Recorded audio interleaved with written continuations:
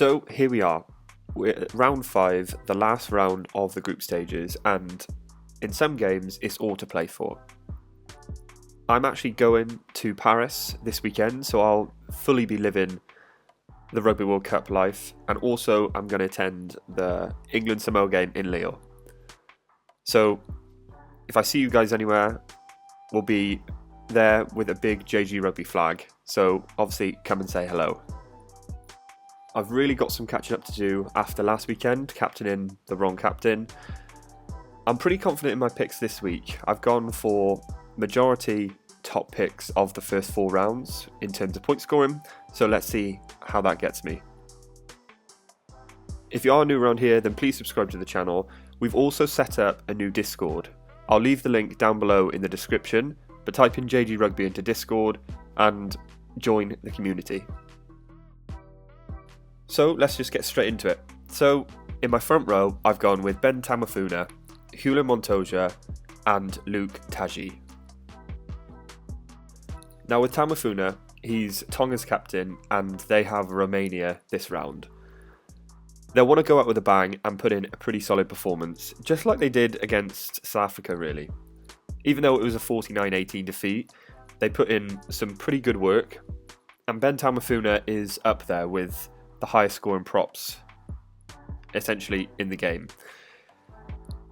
He's scored 127 points so far in 3 games, and for a prop that is pretty amazing.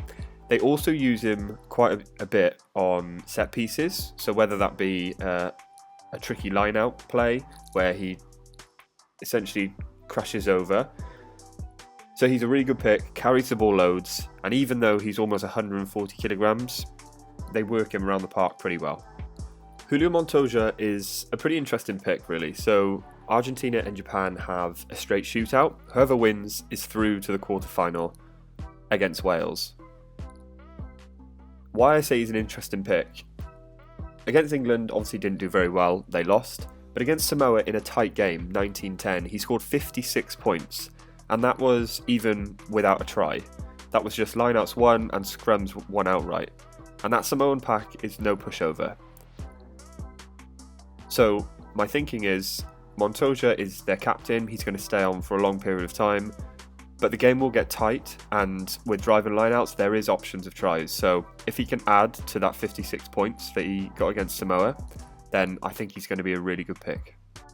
And finally, Luke Taji is up against Portugal, not known for their set-piece dominance. Their lineout's pretty good, however I'm hoping for scrums are going to go the way of Fiji. He scored some pretty decent points, 22, 24 and 35 points against Georgia. Again, against Georgia, 18 points for scrums won outright, and that was against that Georgian pack, which we all know is pretty decent at scrummaging. So against Portugal, they might want to assert their set-piece dominance. We know Fiji can play, but I think now is the time for them to really show everyone that they are a knockout contender, and by doing so, I think they need to shore up their set piece, whether that be scrum or line out. In the second row, I've actually gone for the top 2 highest scoring second rows in the game. So that's Martins and Tig Burn. So if anyone hasn't heard of Martins at this point, then you really need to get to know. Against Wales, 65 points. Against Georgia, 38 points. And against Australia, 49 points. In all of those games, they either lost or drew. In this Fiji game, much like Fiji, they'll want to go out with a bang, right? Martins is just so destructive. He tackles, he's a tackle machine, he stays on for the full 80 minutes. He does make a few errors sometimes, but errors only a -1 point in this game.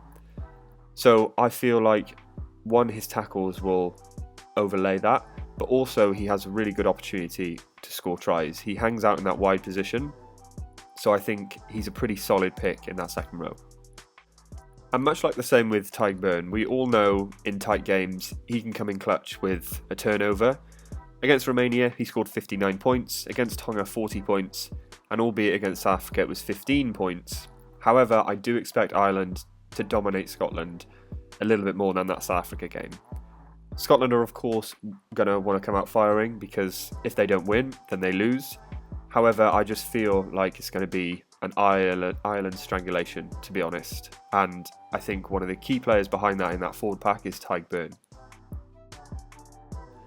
Then in the back row, once again, I feel like it's pretty strong. However, there's always one or two players in my back row which really don't get a lot of points. However, I have gone with France captain for this game, Olivon, Michael Leach, and Sione Talitui for Tonga. Now, I think Olivon is a really nice pick. It was, for me, between him and Gregory Aldreet. However, Aldreet, even though he carries a lot, maybe isn't a point-scoring machine like Olivon can be. Much like Martins, Olivon sits in those wide channels.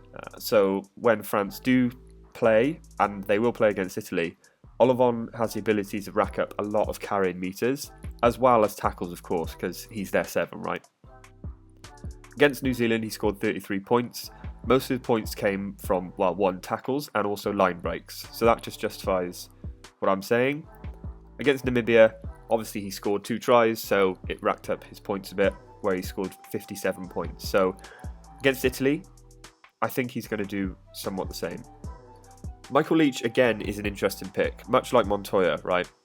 It's going to be a tight game, Argentina-Japan, but Michael Leach just seems to perform all the time. Against Chile, 51 points. Against England, 35 points. And against Samoa, he scored 52 points again. Much like Olivon and Martins, he sits in that wide position for a lot of carries and attack. He's also really good for tries. He puts his hand up all the time to carry the ball. I guess only risk with this is he might come off. If he puts in a hell of a shift in the first half and the first 20 minutes of the second, then they might want to look to take him off and refresh the team. But he is obviously, their old captain, so I think we're pretty safe here. Then probably a bit of a wildcard pick is Sione Talitui. Reason why I've picked him, he is against Romania, hasn't scored too many points over the last 3 rounds. Ireland 23, Scotland 20, but albeit those games were pretty tough for Tonga. And obviously South Africa 49-18. He did score 41 points, got a try assist, which obviously boosted that a little bit. But against Romania, I do feel like Tonga are going to just start to play.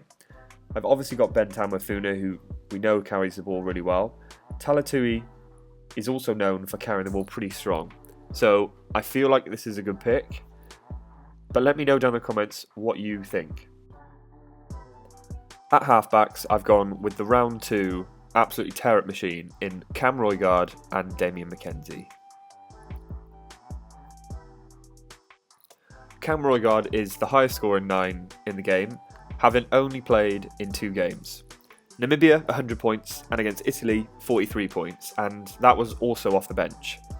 Against Uruguay, he's starting, and I do expect New Zealand to absolutely run riot again. Much like Cobus Reinach, Roigard really, I guess, is a try-scoring machine. He loves to run the ball and quick tap and goes, so I think New Zealand against Uruguay, it's a no-brainer. Another no-brainer for me was Damien McKenzie in at 10. He's actually starting at fullback for the All Blacks in real life. I've also put my captain on him. 87 points against Namibia, 69 against Italy. Uruguay, he's maybe in his preferred position at fullback, albeit on fantasy, that's my preferred position for him. I don't think he'll kick. Richie Mo'unga will probably kick. However, Damien McKenzie, we all know how he can play. I think this is a no-brainer pick for everyone's 10 position. It's just whether you stick the captain on him or maybe another All Black back 3 player. The centres, once again, was a tough one. So I have gone with Bundee Aki. Again, it's going to be a tight game between Ireland and Scotland. But like I said with Tadhg Beirne, I do feel as though Ireland have the upper edge. And then I have gone with Anisi for Tonga, who actually starts on the wing for them. They obviously have Romania, which is such a good fixture. So Bundee Aki, he's performed so well throughout this tournament. He's actually racked up the most amount of points, bar Darcy Graham as of last weekend, in the fantasy game. 231 across the 3 games, and to be honest, I think he's a really decent pick. Many 12s for me, like Dante, haven't scored many points, even though in that round Dante scored 2 tries. I just think Aki just offers Ireland something so much different to what they have. Really good ball carrying, but also ability to break loads of tackles, offloading points as well, and he's also picked up a fair few decent tries, so he might want to add to that on the weekend. And another outside pick, probably many of us hadn't even seen this guy on the game, but Inisi. So he didn't play the first 2 games against Ireland or Scotland, but against South Africa, he actually scored 55 points. So that was with a try and 28 points for line breaks. So if they get him the ball, and they will get him the ball against Romania, then I think this could be pretty destructive, to be honest. So my back 3 looks like this. Leicester, Fainga'anuku. I've gone with Tomo Ramos for my super kicker, as it refreshes after the group stages now. And of course, I've gone with Damian Penaud. Tell me that doesn't look frightening. So if anyone had Fainga'anuku in the second game, or second round against Namibia, he scored 86 points. A really, really decent option. He got a few try assists and also a try. Beat loads of defenders. He came off line-out set pieces as a first receiver and just carried the ball. So I think he's a really good outlet for them. He's obviously starting, and it's confirmed against Uruguay. Didn't start against Italy, so I think this Uruguay performance is going to be pretty big for him. He was close to being my captain pick, but then I saw Mackenzie at 15 and thought, how can I not? But let me know down in the comments if you think he is your preferred captain option. Tomo Ramos against Italy is an interesting one. He hasn't lit up in terms of points very much, like he does in Six Nations Fantasy. So against New Zealand, only 29 points. Namibia, he did score 64 points, but that was a 96-0 defeat. I do think it's going to be pretty favourable against Italy as well. I don't think it'll be as much of a slaughtering against New Zealand as Italy had, but I do think it's going to be, a pretty expressive game, but also France will need to take their kicks. So this is where I think Tomo Ramos is going to be pretty decent for me this week. And then finally, the man, Damian Penaud. This guy just seems to rack up points wherever he goes.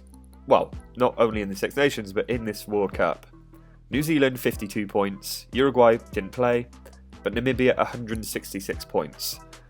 Against Italy, I don't expect it to be 166 points. However, I do expect him to get tries and assists. If France get the ball in Penaud's hands, then it's going to be destructive and it's going to be night-night Italy, to be honest. Again, another really good captain pick. But let me know down in the comments, are you picking Penaud at all, or is he going to be a captain?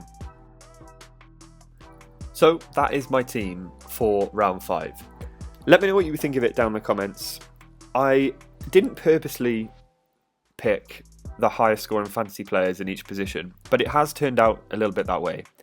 Tamafuna, highest prop. Martins and Tyburn, highest locks. Olivon and Leach are up there in terms of back rows. Camroigard obviously is highest point scoring scrum half, and also Damien McKenzie. Bundyaki 2, Fainga'anuku, and obviously Penaud is up there as well.